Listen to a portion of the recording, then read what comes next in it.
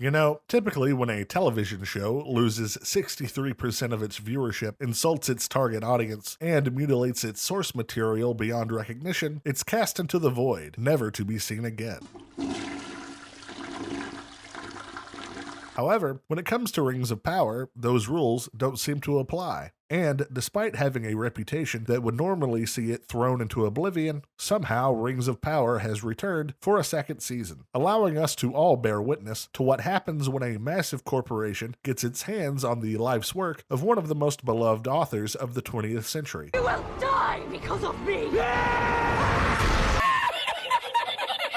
And that's what we're going to talk about today. Do you like watching TV shows that are incredibly boring? Yes! Yes! Yes! Yes! Well, then I have a show made just for you. Grab some coffee and let's try to power through this one, folks, as we take a spoiler-heavy look at Rings of Power, Season 2, Episode 1. So, Episode 1 starts like any great season premiere with a 20-minute flashback sequence. Yay! Taking place not long after the original Dark Lord Morgoth has been defeated, we see Adar, the father of Orcs, and, wait, who is this? Sauron. What? Sauron. What? Sauron. Okay!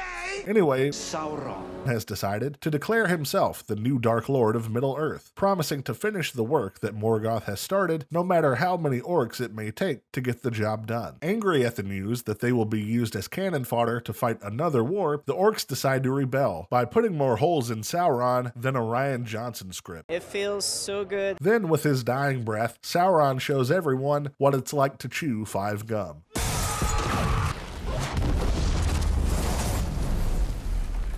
How it feels to chew 5 gum. The orcs then declare Adar their new king and head to the Southlands to make a home for themselves. We then see the diarrhea-colored blood of Sauron as it slowly drips deep into the earth, where it eventually forms a puddle of poop. And as history becomes myth and myth becomes legend, the camera slowly fades to black. And then immediately fades back in, to reveal the poop puddle that was once Sauron is now a glob of worms that eats mice and slithers on the ground. And it's here that we all realize that this season is going to be a hilarious comedy. Now, for those of you who don't know, these events do not happen in the source material. It's a long story, but to summarize, after Morgoth is defeated, Sauron goes into hiding in the east for about 1200 years, and during this time, he starts to gain more strength and make his stronghold in Mordor. He is not killed by orcs, he does not talk like an idiot, Sauron. And he does not roll around the countryside looking like a tumbleweed made of poop. Now, don't worry, I'm not going to go over all the changes the show has made from the source material, because if I did, this would be at least a 10-hour video. But just in case you're curious, here's a short list.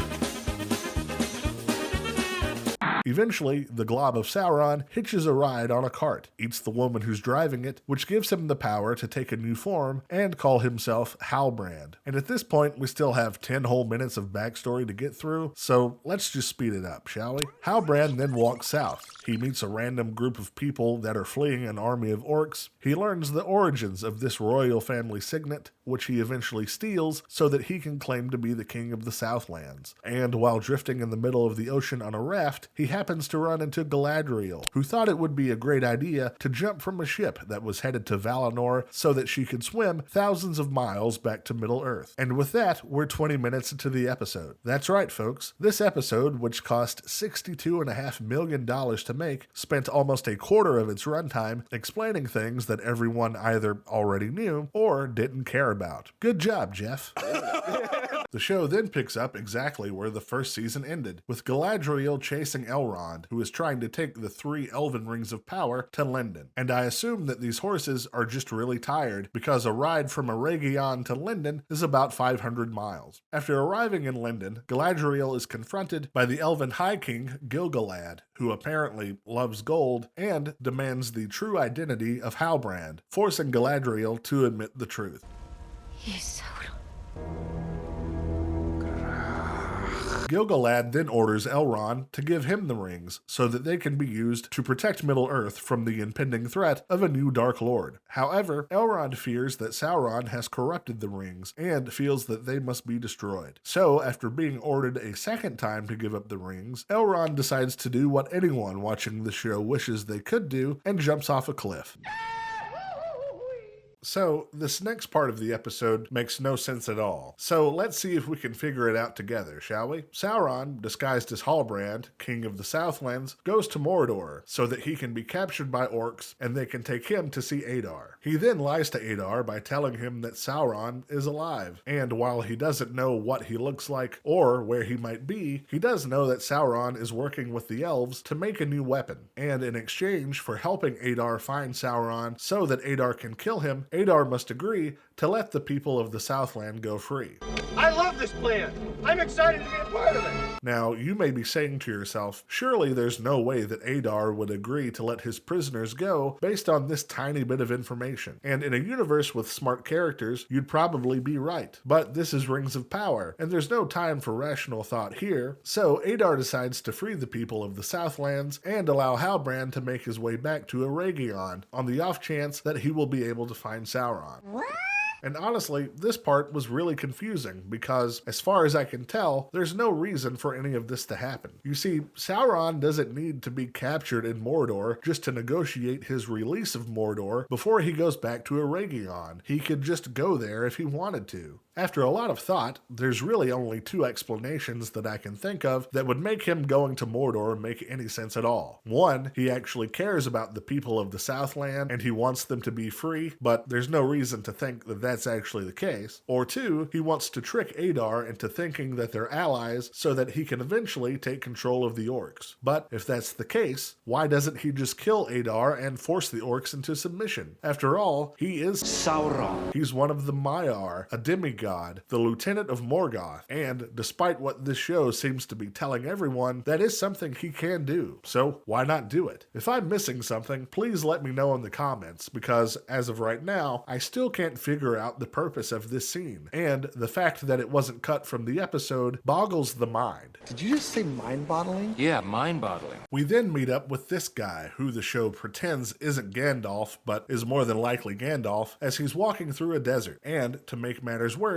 he's doing so with one of the worst characters on the show, Nori, a hobbit who's not really a hobbit, who eats bugs and talks like a cartoon cereal mascot. We haven't supped on anything since we ran out of snails. I love me Lucky Charms, they're magically delicious. Anyway, at the moment, they find themselves lost and without any food. So, Nori comes up with a brilliant plan. She wants Gandalf to make these dead trees sprout fruit, something that we saw him do in the first season. So, without any other options, Gandalf begins to work his magic by getting a little naughty.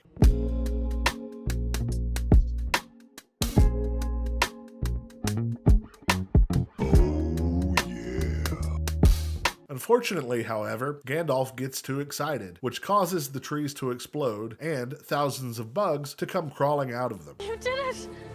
We'll eat for days.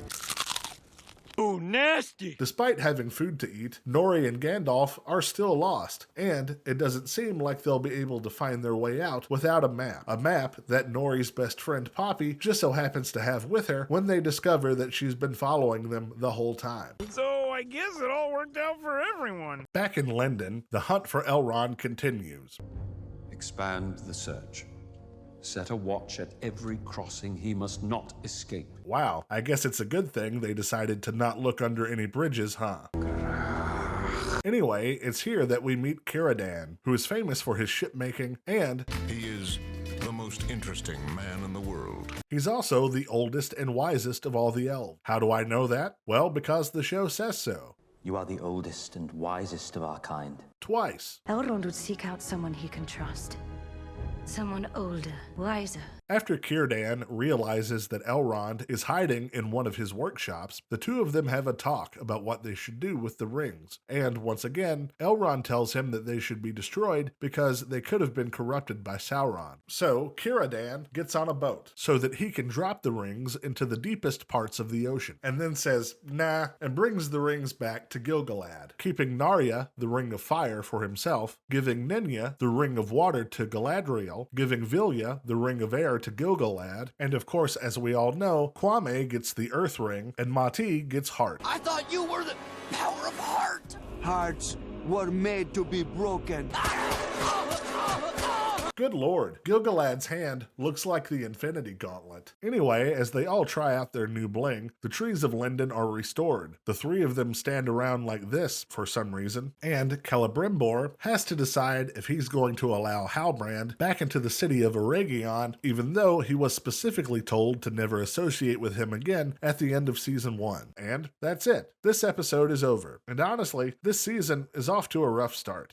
Most of the issues that it seems to be facing are the same problems that it had in the first season. The lore is constantly broken, a lot of the set design and costuming looks cheap despite millions of dollars being spent on it, the characters are uninteresting, and worst of all, the dialogue is shockingly bad. Nothing that anyone says feels like it's coming from a character. Instead, it feels more like the actors are just desperately trying to remember the word salads that they've been asked to regurgitate in every scene. Being full of overwrought, pretentious diatribes in a desperate attempt to make their dialogue sound as impressive as the source material, it's obvious that the writers are out of their depth, desperately trying to be Tolkien without having any of his talent. If you're going to have a show where most of the episodes are just people talking in rooms, then the dialogue should not feel like a clunky, unnatural mess. Otherwise, it makes the show incredibly boring to watch, and unfortunately, that's exactly what's happening with this season so far, or at least with this episode anyway. However, this is just the first episode. You never know, they might be able to turn it around. But if I'm being honest, my hopes aren't very high.